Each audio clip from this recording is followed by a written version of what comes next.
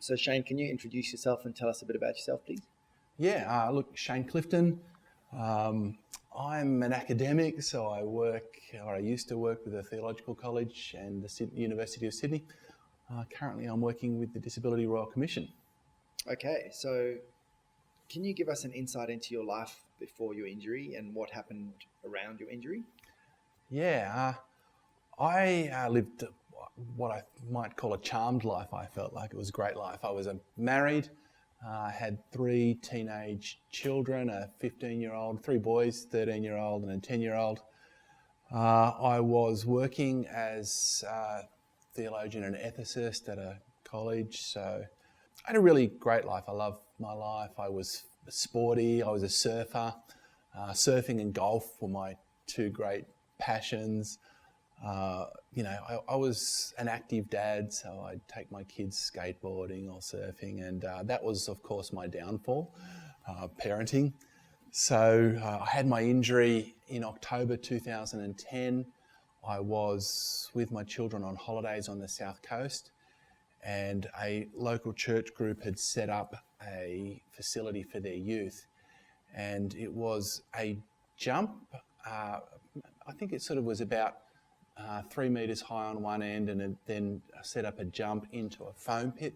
You know, the things you see in a gymnasium, where the idea of the foam pit is that it's meant to keep you safe, Safety, yeah. to stop you breaking your neck or back. So my kids were doing it, and I was the type of dad who used to get actively involved in my children's activities. So they were having fun, and I thought, this is something I'll join in. And so I jumped on a push bike and took the jump, landed upside down in the foam pit, and knew immediately I was in serious trouble. I landed upside down, couldn't move a thing. I called out to my wife, told her I'd broken my neck, and she thought I was joking.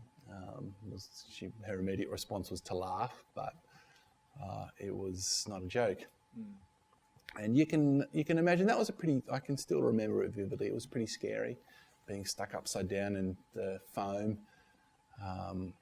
My wife sort of wandered in through all of the foam, and they called the paramedics, and it took them about an hour and a half to get me out. You know, the fear that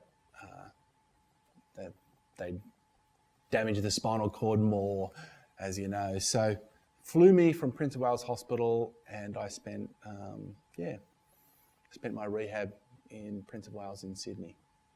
I'm intrigued by the fact that not many people have video footage of their injury. And I know you do have video footage. So if I think about my injury, a lot of that is kind of my coping mechanism is to blank that portion of my memory so I don't remember specifically the moment of the injury. Whereas you've got a video that you've watched multiple times since you've had your accident. How does that make you feel? Yeah, it's interesting because I didn't black out as well. I know a lot of people go unconscious with the injury, so I can remember it vividly. The video is interesting though, because you say I've got a video and can watch it numerous times, and I have seen that video. If anyone wants to watch it, it's available on YouTube. But I don't look at the moment of the injury. So you can't bring yourself to look at that? 10 years down the track, I shut my eyes or turn away at the moment of the injury. I've been told by numerous people that it looks like nothing. But there's just something about looking at that moment that I can't bring myself to look at. So I guess that's similar to your experience, even with a video of it. Yeah, interesting. And then I noticed when you were talking just then, you talk about you were an active dad, you were married. Obviously, there's this big sort of point in your life where everything changed. Can you tell us a bit more about your life now? What does it look like now? Oh, geez, it's interesting, that whole thing of was an active, but I'm still a dad. So my children are a bit older. They're all adult children now. It's a wonderful stage in life, actually, that transition from... So I was 39, 2 weeks before my 40th birthday when I had the injury. And so it's 10 years down the track. I turned 50 this year. So it's a different stage in life. My kids are adult children, and I love that stage with them. So look, my life now is a full life. I work full time, which is surprising. I was, when you first have the injury, the whole question is, am I going to be able to work at all? And in fact, for the first 8 or 9 years of the injury, I worked part-time. So that whole adjustment period took me a long time, and it's really only been maybe the last year actually that I've been working full-time again. So I work full-time, I spend my time with my kids where I can, and enjoy married life. I'm privileged to live near a beach, so I have a glorious view. So yeah, that's my life now, and it's unbelievably, because if you had have asked me this soon after the injury, or even for the first few years after the injury, I feel like I live a good and privileged life. So there you go. That's the surprising discovery, that life can be good with a spinal cord injury. Yeah, right. Talk a little bit about how you coped with your grief and loss associated with the injury, Shane. Yeah, it's interesting.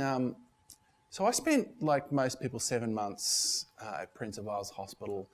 And I think that during that time, I was so focused on sort of, developing the skills and getting out of the hospital, that I don't think I really experienced that great sense of loss or grief during the hospital time.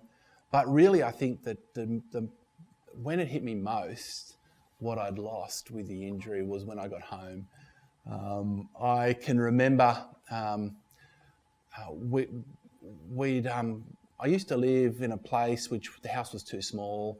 There was no public transport, and so we bought a new house. In fact, the first time I'd seen my house was when I turned up out of the hospital. So I came into my home, and my wife had set up this big welcome home sign at the back of the house. So I came in through this brand new home with this big welcome home sign and balloons, and my family wrapped their arms around me to sort of welcome me home. It was that emotional time of coming home. And so 3 kids and my wife, and they wrapped their arms around me. My son leant on the joystick of my chair, and we all, like a big rugby scrum, ended up going, smashed into the kitchen table and through our back window. So my coming home involved smashing our window in our backyard and the back of our house. And in retrospect, I feel like that's become a bit symbolic of coming home, because really it was when I got home that the losses of spinal cord injury really hit me. And look, of course, I'm speaking to people with a spinal cord injury. You know what those losses are. I mean, it's the obvious things. I couldn't play golf and go for a surf. And so that was a huge grief for me. It was the impact on marriage. My wife and I had a great relationship prior to the injury, and the losses in a marriage were big. And I mean, I'm talking to people with spinal cord injuries, so the sexual loss is massive. I unfortunately, I lost the capacity to get a decent erection or be able to orgasm. So those sort of losses were really difficult in the marriage relationship. But also that whole thing of, how do I perform the functions of a husband? Healthy marriages are about the give and take between two people. And so I get home, and a lot of the ways in which I might be able to contribute to the family are suddenly, how do I participate in family life when I can't take out the damn bins, or I can't make the meal tonight, or properly do the dishes, or I should have said, by the way, mine's a C5 injury, so I've got bicep, no tricep. I've had a bit of recovery on this right-hand side, so I've got some hand movement here, which gives me a little more independence. So I can do some things, but I found, that give and take in a marriage really hard to deal with. There was that, you said before, I was an active parent, and I found parenting really difficult, and to sort of adjust to how do I be a dad when the way I was a dad was to take my kids jumping push bikes into a foam pit. And suddenly I couldn't do that. I couldn't teach them to surf or... so those adjustments were really difficult. So I wouldn't undermine the sort of the loss and the grief that we deal with a spinal cord injury. It was massive and it took me years to adjust. I think your injury, I mean, I suppose everyone's injury is unique, but I suppose the timing in your life of when you had your injury is quite different to the norm, or the majority of the demographic with spinal cord injury have their injuries a little bit younger in the journey. And most of the people that I talk to, when they express their grief and loss, talk about what they've lost in their future. And I'm noticing you're talking more about what you lost at that point in time, as in, you know, family activities, being able to do the things that I was doing a week ago. Yeah. Do you feel like there was a lot that you did lose in terms of future potential as well? Or because you had your injury a little bit later, you'd already experienced starting a family and a professional career and doing a lot of stuff that an 18-year-old or a 20-year-old, you know, is still yet to do? Yeah, I mean, look, I think I had advantages, didn't I? I didn't have that sort of whole sense of I'll never be able to start a relationship again. Although even that, I mean, you know, let me be honest here, that is complex because my wife didn't come into this marriage knowing that this person's got a spinal cord injury, and some people cope better with that than others. And Ellie will tell you that she was not the type of person who felt like she could have coped with a spinal cord injury and found that adjustment really difficult. Whereas I've met some people who got married after the spinal cord injury, and because the expectations in that relationship were set, that transition was smooth. So the impact of this on the marriage has probably been one of the really biggest things and the hardest things to adjust to. And we're doing a lot better down the track now, but that has been difficult. So, but as you say, I did have some advantages and some privileges because I was in a career that I didn't have to change, and that was certainly, I was an academic. So I wasn't doing a physical job before, so I didn't have to change professions or get an education. So I had an advantage there. I could continue my ethics and teachings. Although, of course, you know, those things are harder. I had to work part-time, and so there was adjustments, but it wasn't a loss of in the same way, maybe. It's a matter of perspective when you say I had advantages, because that's kind of the glass is half full perspective, whereas you could have the other perspective if you chose to. I guess I look at it and think, well, you know, I focused on all the things in my injury that I'd lost in my future, and you had already experienced some of those.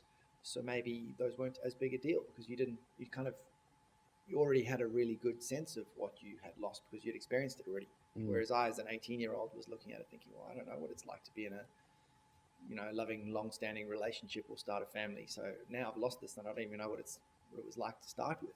Yeah. Your experience seems quite different in terms of how you articulate what your loss is, and that intrigues me. Yeah, and I can see, because when you're dealing with the future, the whole question is, will I ever get this, or will I be able to get this? So I didn't have that same challenge, but I also think the challenge of older people is we're a bit more set and established in our ways, and so I think with people who do have that injury younger, I think maybe the loss. So I'm glad it was me and not my children who broke their neck. You know, at least I'd had 20 years of, sex, for example, sure. without the loss of spinal cord injury, just as one example of that.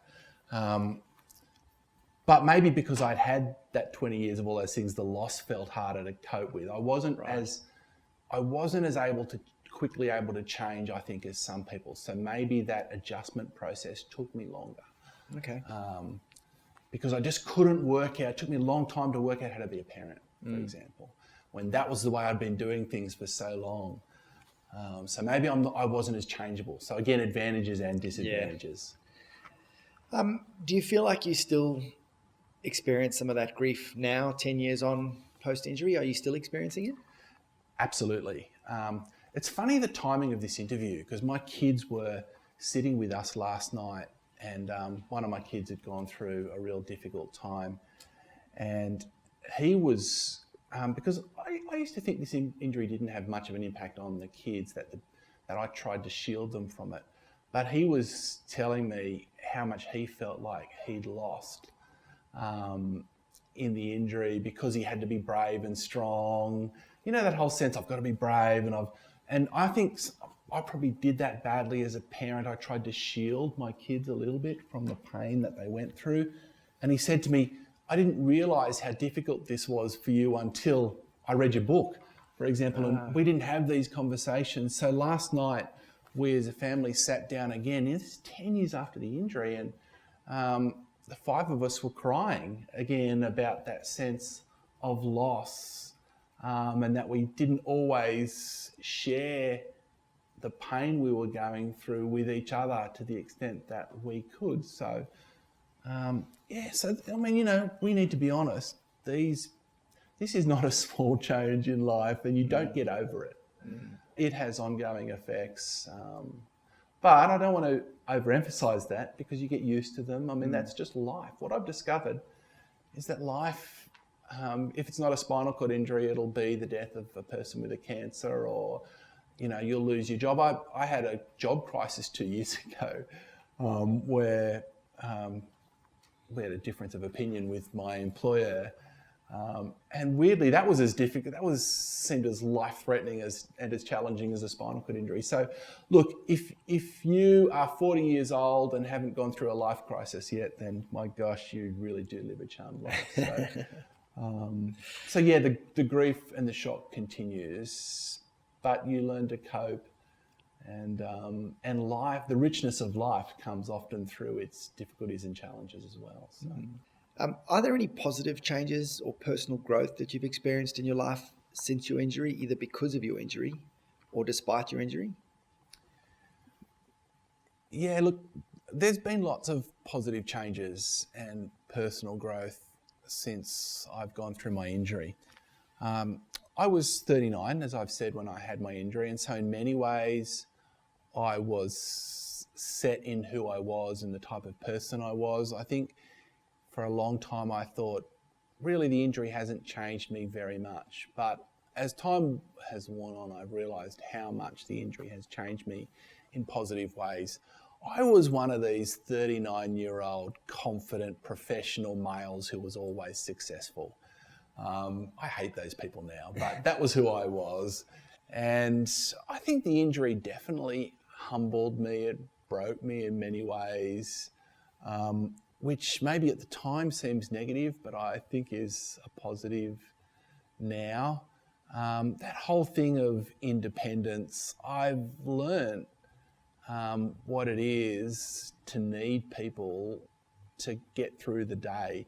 That whole adjusting to life with carers, because my level of injury means I need carers to get me out of bed, to dress me, to put me to bed at night.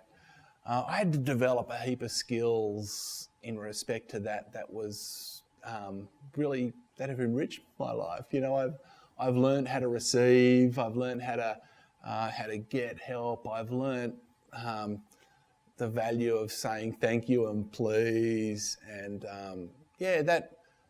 that's been really rich.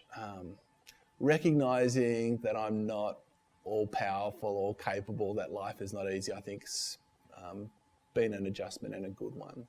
I hope that I'm a humbler person as a consequence. Okay, and did you have any negative impacts that you can think of that your injury has had on your sense of meaning and purpose in life? Yeah, look, I did struggle with a number of aspects of life. I was was a theological teacher. So I taught theology and ethics.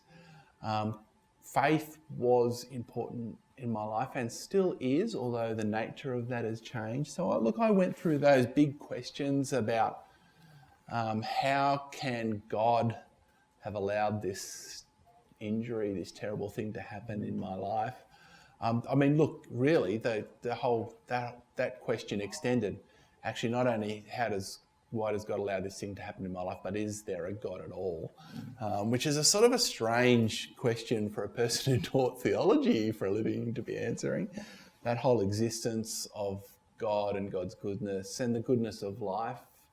So definitely especially during those first few years, my faith got challenged. What helped me through that period, of course, was that the meaning of work was still helpful. My family was still around. But yeah, the loss of faith, the loss of, can I still make a meaningful contribution to this world? Sort of came up a bit, but I soon discovered that actually I can. I'm still able to work, which was important to me. I was still able to then, what's the contribution I can make to my family we talked about before? Yeah. I discovered, well, hold on a second, it's still pretty important for me to earn a living. I think sometimes in disability context that gets sort of underplayed. The assumption all of the time, even when you go out the street, you work for a living. Everything about spinal cord injury is set up during the day, during the work time. So every medical profession, every rehab thing is set up on the assumption that you've had a serious disability, you won't be working. Yeah. So work is that whole adjustment of being in a job. So I make that contribution to my family. So I questioned those losses of meaning and have been able to discover maybe a deeper and a richer faith, for example, a less certain faith. I'm not quite as sure about God anymore, but I still found that faith was important in helping me navigate the losses of the injury. You're sitting there in bed, unable to get out at night on your own.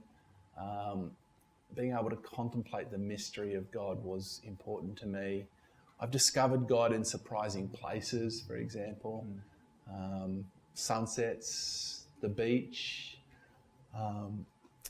In terms of the loss and the regain of meaning, the beach is an interesting symbol for me because I was a surfer. So one of the places in which I discovered God, and let's use that in the little g sense of God, that Sure. sort of general wonder and beauty of the universe, was in the surf. There's nothing like being in the surf because you're always, the best surf is in the morning. So you get there as soon as the sun comes up. So the sun rises, there's that sort of fresh cold, there's the beauty of the waves. Every now and then a dolphin will come past. And being unable to do that was just sheer agony. The loss of surf was terrible. I remember doing disabled surfing. A person said to me, let's go and do disabled surfing. And so I love the people who organise these sports. So this is not a critique of those people. But they took me down to the beach and there's 100 people lined up there. They put you on this Malibu and they all sort of push you out into these tiny little waves and they push you in on the whitewash and you feel like a cripple. It's not the same soul-enriching experience of going for a sunrise surf, is it? Just terrible. And so for many years after that, I just couldn't stand the beach. I hated the beach. Yeah, So I just don't send me anywhere near the surf. And a few years ago, that sort of re-clicked for me. My wife went down and we were down at Thirroul and we just went and had a barbecue on a beach and I suddenly was looking at these waves again and I realised, hold on a second, how beautiful is this? How stunning is this world in which we live? And that sort of click in my mind really helped. We ended up deciding to move to the beach. So now I live with a view of the beach. I watch surfers out my window every day and I still feel the pang of that loss occasionally, but more often I've discovered, wow, I live in this beautiful spot and I can get my wheelchair out and go for a wander across the footpaths along the beach there, or I've got mountains in the background. So that loss of meaning I was able to regain, I guess, in ways that have become delightful and beautiful, and that I can't have imagined in those first few years as I was dealing with the injury. And when we talked about meaning a little earlier, you made mention of the fact that you had a bit of a career crisis a couple of years ago. Yeah. Can you compare and contrast the impact on your meaning and purpose of that career crisis compared with having your spinal cord injury? Yeah, I should briefly explain. I was, as I said, a theology and ethics lecturer for 2 decades. And I've been, and this was in a theological, a Christian context, and I've been pro-gay for a long time. And so I wrote some material on really flourishing with a disability, drawing on queer sources, and it just became a major blue in my workplace. I essentially got banned from teaching, fought that for 2 years and lost. So this place that I'd spent, and this workplace had supported me during my spinal cord injury. So this was 2 decades worth of friendships that suddenly I got banned from teaching. So that was I cannot, psychologically in many ways, I felt like the trauma of that affected me psychologically as bad as the trauma of the spinal cord injury. Yeah.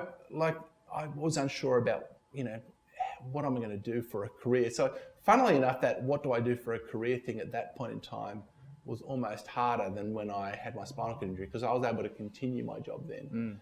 Whereas I can no longer very easily teach in theology and ethics because I'm a little too left of centre. So look, I think there's a lot of similarities. And again, when I even look back on that, there's a lot of rich things that have come out of that. I'm now doing work that actually I'm really enjoying, and it's in a different context, and it's meaningful, and I'm making a contribution in the disability space. So there you go, quite similar. I'm interested in the fact that when we talk about meaning and purpose, you seem to jump to your career very quickly, and obviously that is a sense of identity for you. And you talked about being a breadwinner for your family or providing for your family. What makes life meaningful for you? And is it just that career side of things that is so important, or is there much more to what makes life meaningful, or what gets you up in the morning, or that you're passionate about? I mean, I want to say both of those things. We spend 40 hours a week or less when you've just had a spinal cord injury. We spend a huge chunk of our life in our careers. So for me, actually, that is important. And years and years ago, when I left school, I went and did an accounting degree. So I'm a chartered accountant, and I gave that up because I wanted to do something more meaningful. So meaning and career are important for me. I want to be spending that 40 hours a week doing something that I feel like is making a contribution. And so teaching was a great profession for that. As I said, for me now, I've been able to, I'm working with the Disability Royal Commission. So that's really, that does get me up in the morning. I feel like I'm making an contribution. With a spinal cord injury, I have benefited from the contribution of the disability rights movement in previous generations who changed the world so that we can get into buildings and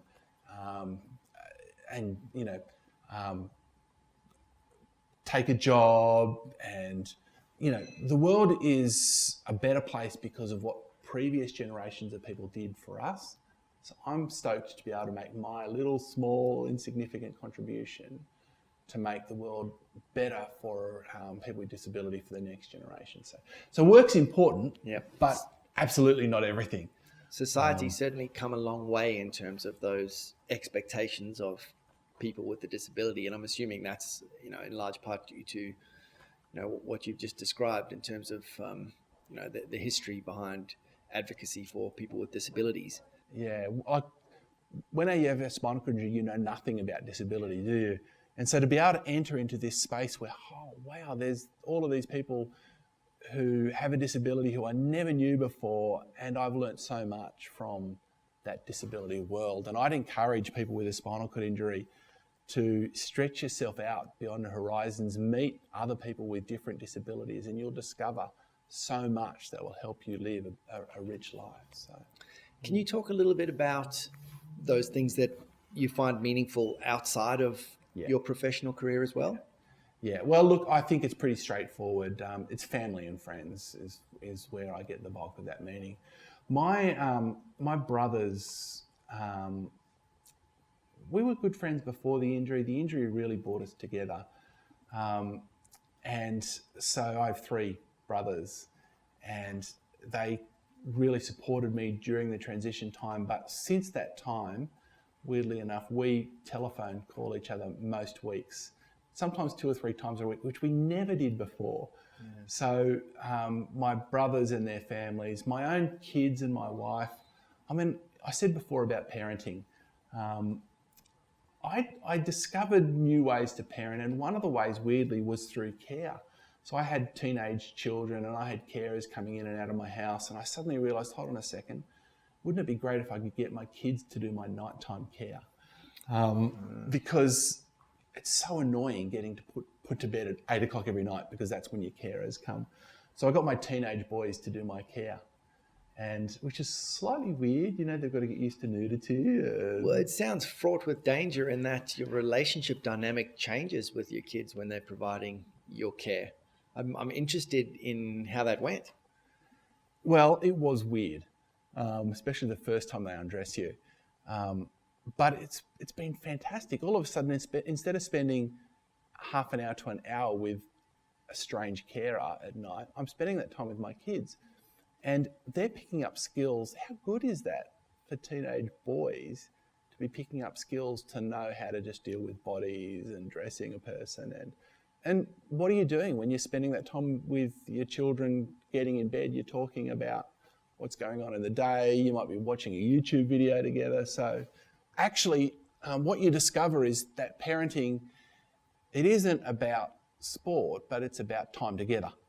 And it's in those everyday interactions of time together that you can share your values and life's meaning and have fun. So weirdly, if you get that opportunity to have your children involved in your care, I think sometimes you used to think, I don't want to place a burden upon them. But it's not about placing a burden upon them. It's about doing life together. Spending time with them. Yeah. My kids are 6 and 7 years old, and as they sort of get a little bit older now, they're able to help me with more things in my day-to-day. So if there's a steep hill that I'm struggling to push up, my 7-year-old son will come and give me a push behind my chair. And he, I think, appreciates being able to do something that helps his dad. Yeah. And I'm imagining, as they get a bit bigger and stronger, they'll be able to put my chair in the back of the car or something like that. And I'm okay with that, because I think that's teaching them some values in itself about helping other people and working as a team. And exactly. But I guess I'd be nervous around, that burden side of things that you've expressed just there, and not wanting my kids to feel like they had to do that or that was their responsibility. I'd like them to want to choose to do that because they want to be helpful and be a part of the family. Yeah, I paid them. Okay. It was, I treated it as a job in that way. So they're earning a bit of cash. So okay. There's ways of negotiating that as well. So that is not a burden. Nothing like cash to be a motivator for them. Okay, so moving on, I'd like to ask you, what about your post-injury recovery you're most proud of? So has spinal cord injury actually shown you things about yourself that surprised you?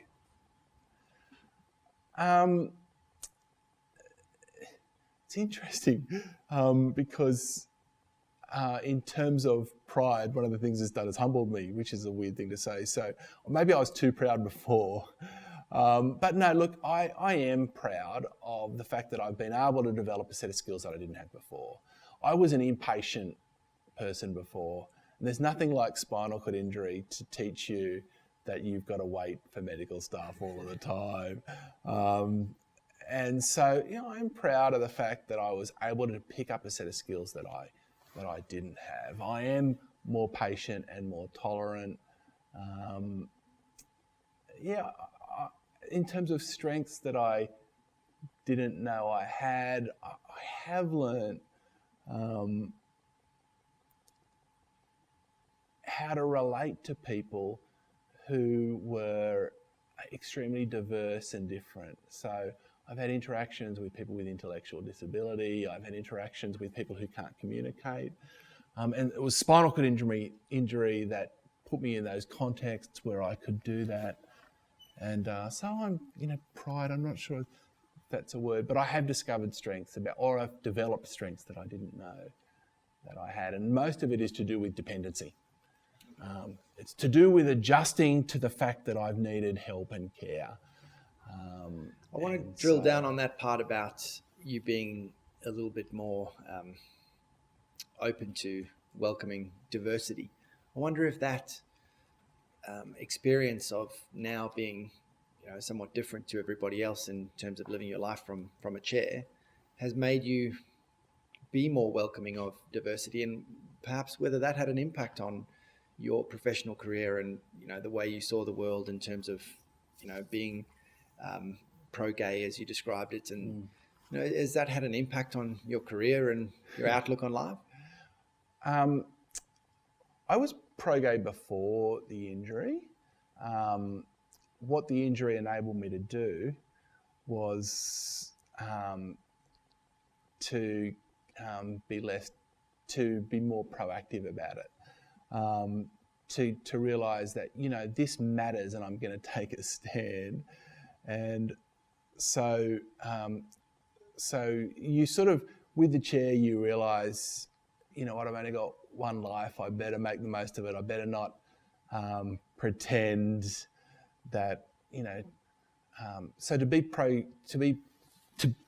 recognise that that disability injustice goes hand in hand with gay justice or Black Rights Matters justice. I don't think you can be a disability rights person and not give a damn about the treatment of Aboriginal and Torres Strait Islanders in Australia, for example. It's about equality in general. Yeah, exactly. So I do think disability has made me more determined to care about these things and do what I can, or play my tiny little small part in this broader area for justice. So yeah, I mean, it's definitely opened those spaces to me. So I had some of those values before. You don't suddenly become a different person with a spinal cord injury, do you? No, but I'm interested because Heidi, who we spoke to before, said that it amplified her personality. I thought that was an interesting perspective. Yeah, and I think she's probably right there. Hopefully, I mean, I don't want to leave this sort of pretense that suddenly I'm a perfect person because it's easy to do that in a 1-hour interview and to project this perfection, because it amplifies some of those negative things about, this is a hard injury to deal with, and I have not dealt with it perfectly. My kids sat me around last night to just show some of the ways in which I've not dealt with this perfectly. So I don't want to amplify that it's necessarily made me a better person. But it has given me opportunity to think about my life, maybe, and about my personality and about the way I live, maybe in ways that I wouldn't have done so as much before. Okay. So to help you not project that image of perfection, I want to ask you if there's anything about yourself that you feel like you needed to work on when you had your injury. I mean, you clearly pointed to being an impatient person and having to learn patience out of necessity. Is there anything else that you feel like you needed to work on? There's a sense of a whole heap of areas of life. And let me go back to then my wife and my marriage. I said we had a great life and marriage before, but it did make me stop and think, in what ways am I giving and how do I give to my wife? And that has been a really hard adjustment, and I hope I'm doing better at it now. But clearly, I think one of the interesting things about a spinal cord injury is you do get a lot of care from your spouse and from others. And I think that at times I've allowed that to be a little too much one way. And so really working out how I can be loving to my wife. This chair is an interesting sort of barrier. You've sort of got these arms around you, this headrest behind you. so cuddling's an interesting thing, and I think I've allowed that barrier at times to sort of cement me away from others in ways that that I shouldn't have, that I'd like to try and change, and certainly again in that conversation with our family, how do I give in love? And that give has to include the physical giving of cuddling and things, and that's a hard adjustment when you're stuck in a wheelchair, especially with a higher level of injury. But I think I can do better at that, because there is different ways of initiating love and physical contact, and telling your spouse or your carer how appreciative you are of their care. So that whole sense of thankfulness, appreciation, I think, is areas that I've needed to develop and still clearly need to do so. Okay. You've sort of touched on this already, but as you look back at your life now, what relationships and friendships have been important to you, and what makes them so important? Well, look, I'll talk about someone other than my family. I've had some great supportive friends, and there's one guy I think of, Jeremy Hodson, and also my PhD supervisor, Neil Ormerod. Like during the injury, they would come to the hospital once a week, and we'd sit there and talk about life and its meanings. I mean, this was a guy, when I was going through the crisis of faith, do I believe in God anymore, who I could just be honest with and explore those questions with. So people with whom I could, talk about life and its meanings, people with whom I could drink whiskey. Whiskey has become very important to me. It's not just alcohol for getting drunk purpose. It's about something that's exquisite, that you've got to take your time with, and that you enjoy best with a friend, to be able to have those sort of rich, funny and deep conversations. So with Neil Ormerod and Jeremy Hodson, who have just been with me over the course of the last 10 years, who we can share a meal with, go for a walk with, watch a movie with. So those friendships are sort of key. I do think the challenge of a spinal cord injury is it does isolate you a little bit. I think we just need to recognise that some friendships you have before are not going to last. Again, that's life. Friendship has been really important to me. And I've been able to work hard at maintaining those friendships. And accept that some of them weren't going to be sustainable because your common interests were no longer there. Yep, yeah. Exactly. Yeah, I mean, if I'm no longer playing golf with a person and that was what connected us, then I've got to find another place to develop those relationships. Can you talk a little bit about what activities you find meaningful or what you're passionate about? So, we talked about your meaning and purpose being closely linked to your career, but what sort of activities do you find meaningful outside of that? You've already mentioned appreciating nature and the beauty of it. What else is there in your life that you find meaningful? I mean, this has been one of the hardest areas for me, because I was in a profession that was meaningful. One of the things I think that I did well and badly was, in a sense, largely sort of invest myself so fully in my work that I didn't have everything else. And quite often I'd sort of work hard during the week, and then I'd get to the weekend and I'd sit in my wheelchair and think, oh my God, what the hell am I going to do with myself? And I've tried a few disabled sports, and whether it's just because I'm a stuck in the mud old man, but many of them haven't worked for me. Having said that, the one that really did work was disabled skiing. Seriously, the best sport I've ever done. It was exhilarating. It was the closest to what I did before. That whole sense of speed and power and almost being out of control. That's the sport that's got me pumped up the most. But the problem is it's expensive. You only get to do that a couple of times a week, year.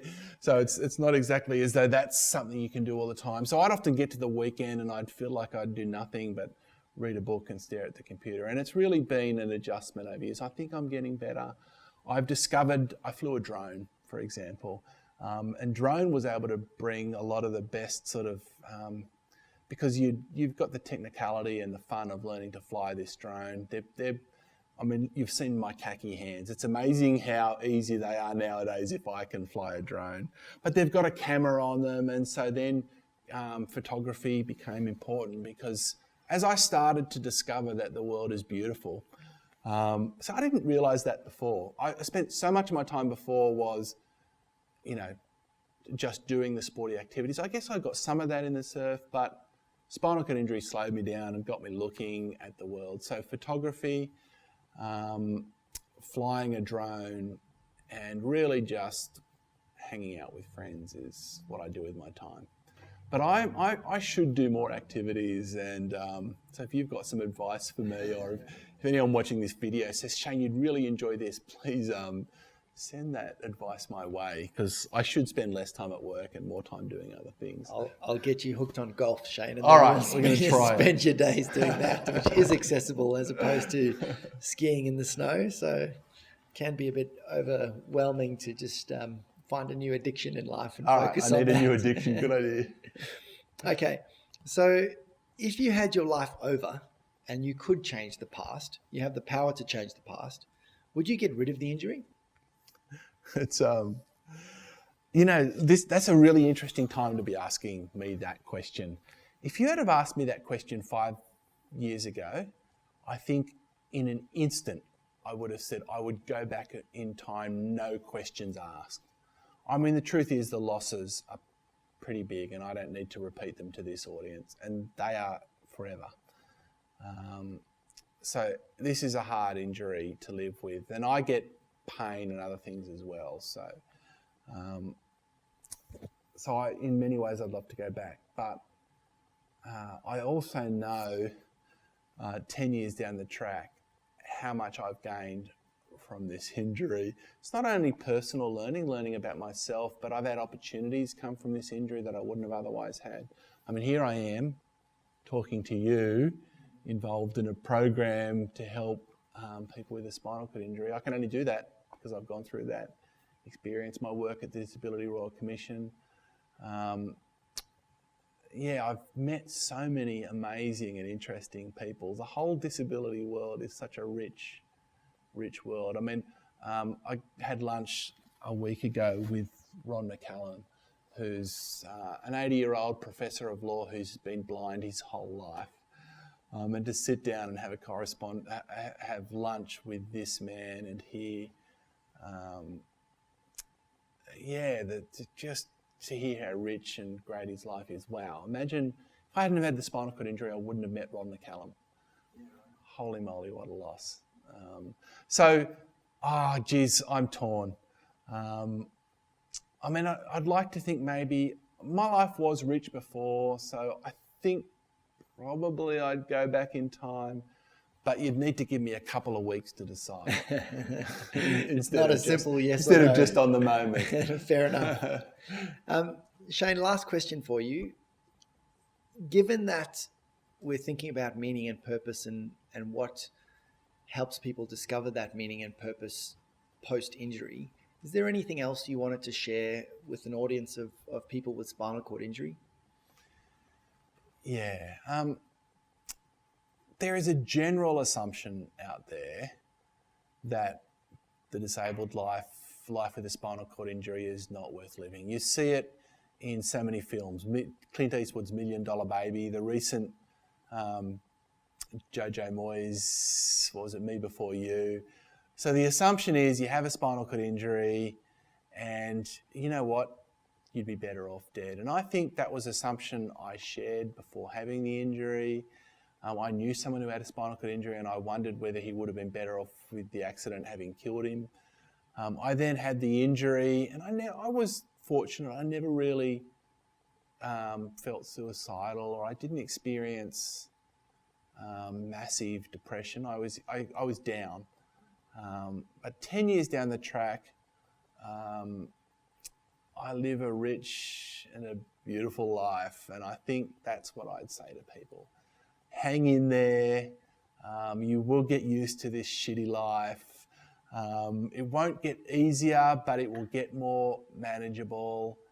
And if you hold on, then you can discover that life is rich and wonderful, and it's worth fighting on. Thanks for sharing your experience with us, Shane. My pleasure.